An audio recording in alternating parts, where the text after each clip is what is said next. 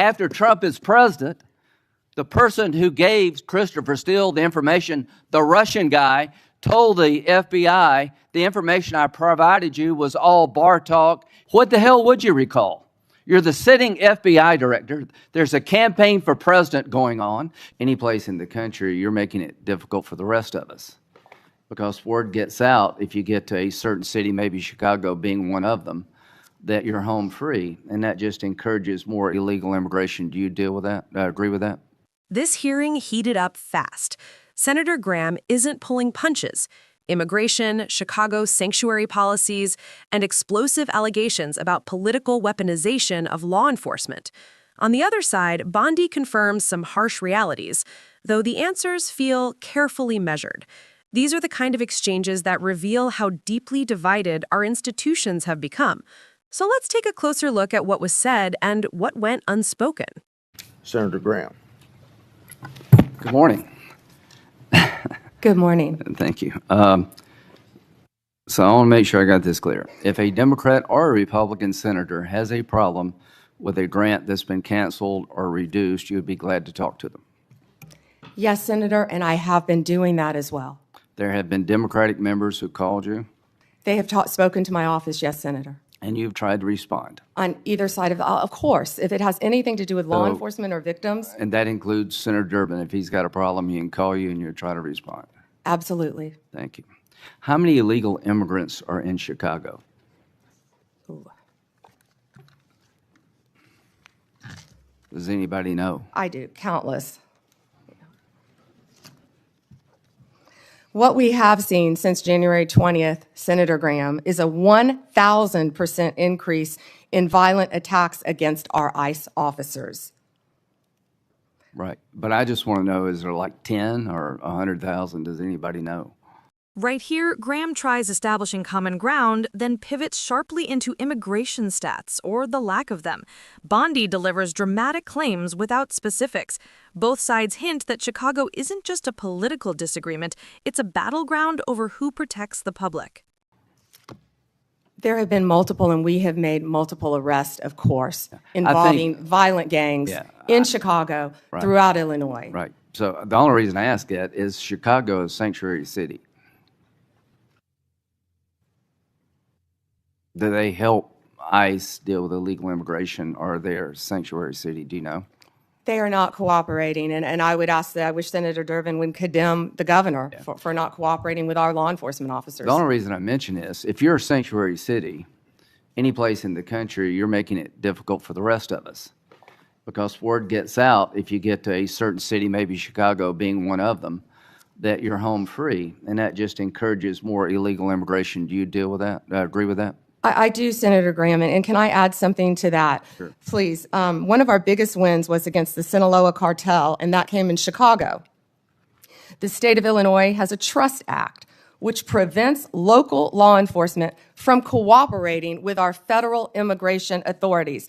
And that's what I was trying to talk to Senator Durbin about. On September 15th, our partners at ICE arrested an illegal alien from Mexico for beating a 21-year-old man to death. He had been imprisoned in Illinois prior to the murder and was released under Illinois' Trust Act.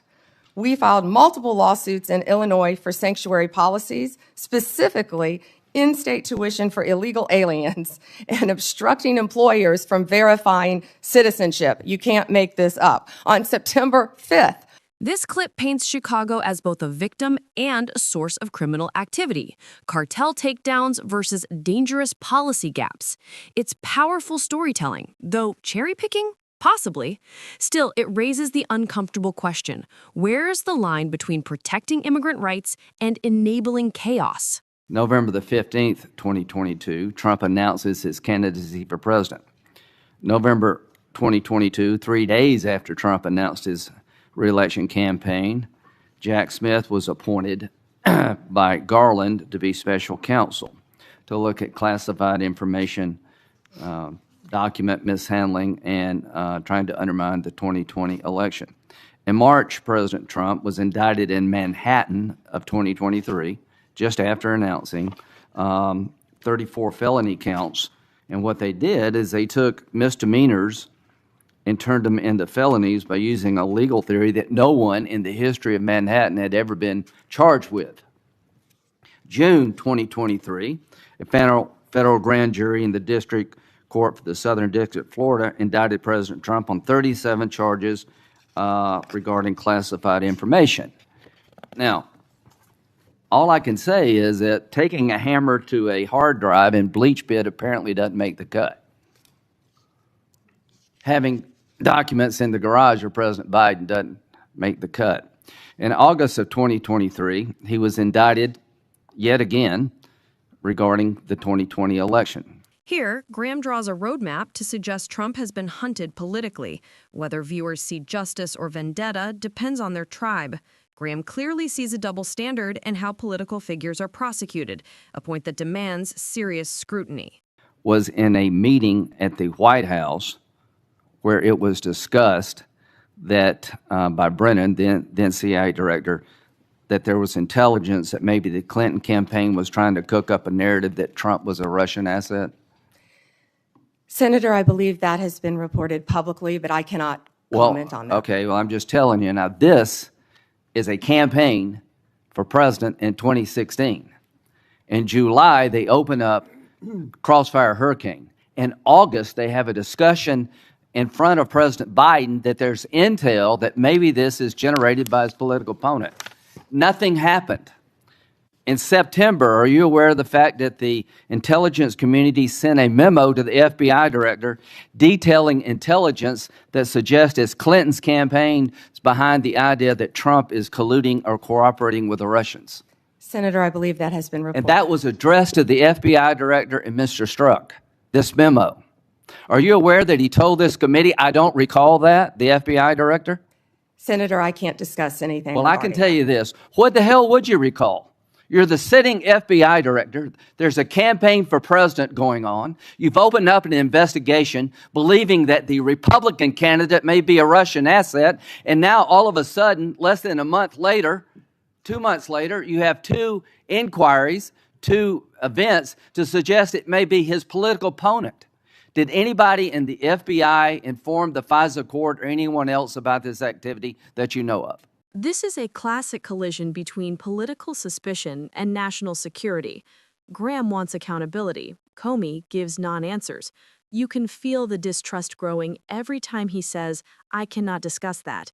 Whether silence protects investigations or protects reputations is a debate in itself. That was a dossier prepared and paid for by the Clinton campaign. Are you aware that it was that document was used to get a warrant on 5 different occasions against Carter Page, an American citizen? Yes, Senator, and that has been reported. Are you aware of the fact in February 2017, after Trump is president, the person who gave Christopher Steele the information, the Russian guy, told the FBI, the information I provided you was all bar talk, hearsay, and not reliable. Are you aware of that? Yes, Senator. Was there ever an effort by the FBI to tell the FISA court about evidence that the man who helped prepare the document retracted his statement? I can't discuss that, Senator. Should there have been? Can't discuss that. You wonder why we're looking at Comey? Give me a break. Why are we looking at Comey? Because he ran an FBI and personally knew about its sculptorial information and let it slide. How in the hell can 2 FBI agents interview a man who says the document you're using against a sitting president? This moment embodies public frustration. If evidence collapses, justice demands correction. Graham's outrage taps into a larger fear.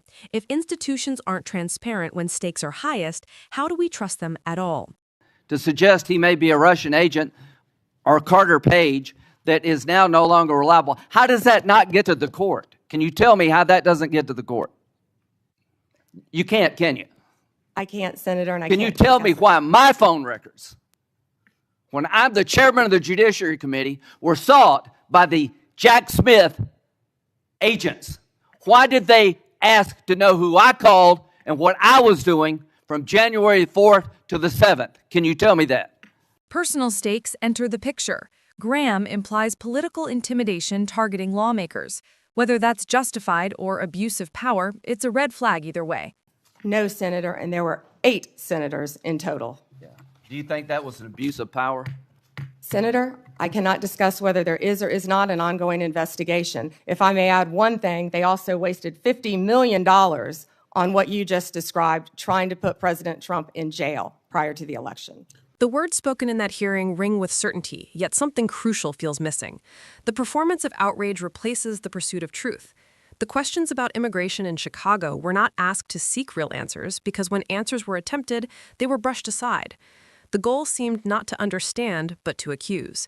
It feels like fear is being wielded as a political tool, shaping a narrative that divides neighbors and turns complex human stories into blunt talking points. People who live and work in Chicago deserve more than that. Law enforcement officers who do their jobs every day without fanfare deserve more than that. Dialogue about crime, sanctuary policies, and border challenges must be grounded in facts, rather than heightened suspicion. The repeated references to terrifying cartels and brutal cases serve to inflame emotions, yet they ignore the countless immigrants who contribute to our economy and community.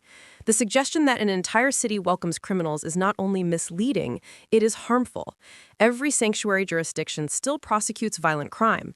The choice to oversimplify a national issue into a local villain erodes trust. It encourages the audience to see some communities as threats rather than fellow Americans. Real solutions never grow from seeds of division. The commentary then leaps to another battlefield, pivoting sharply from border security to political vendettas. This fast shift reveals the true purpose of the performance. The concerns raised about investigations targeting Donald Trump are framed as proof of a grand conspiracy. A few selective facts are lifted from a complicated history and presented as if they revealed the entire story.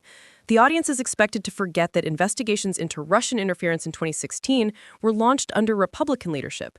They are expected to ignore that courts and juries have reviewed evidence independently. The complexity of due process collapses into a single script line. The system is unfair, and one man is the victim. The emotion in the voice grows louder with each accusation against the FBI. Yet the details omitted are as influential as those included. Legal standards exist to protect citizens from wrongful surveillance and false charges. Those standards require that evidence be tested, not theatrically rejected. When officials refuse to engage with legitimate oversight by saying they cannot comment on ongoing matters, that is not necessarily evidence of guilt or corruption. It can be the very thing that upholds the fairness of the process. Describing public servants as part of a dark plot corrodes faith in the institutions that protect democracy. The justice system becomes a punching bag rather than a safeguard. The attack on law enforcement here stands in stark contrast to the earlier demand that cities unquestionably cooperate with federal agencies. Support for the rule of law should not depend on whether investigations target political allies or opponents. If justice is only respected when it shields your side, it ceases to be justice at all. The audience is left with an impression of chaos, danger, and betrayal. The style is accusatory, the delivery confident. Yet confidence does not equal truth. Our country deserves leaders who rise above partisan warfare, who allow facts to speak louder than fear, and who acknowledge nuance rather than bury it. The loudest voice in the room is not automatically the most honest. Political theater might win camera time, yet it will never build the trust required to solve real problems. The true power of a democracy lies in care for the whole nation, not just the portions that cheer for one team. Criticism has a vital role in our system, though it must be grounded in sincerity and fairness. The challenges at our border need thoughtful reform. Concerns about federal investigations deserve transparent oversight. These issues are too important to be tossed into a blender of outrage and served as a simplified narrative of heroes and villains. There is a better way to speak to the American people, a way that invites cooperation rather than suspicion, and responsibility rather than blame. A future shaped by hope instead of fear requires voices willing to replace drama with honesty.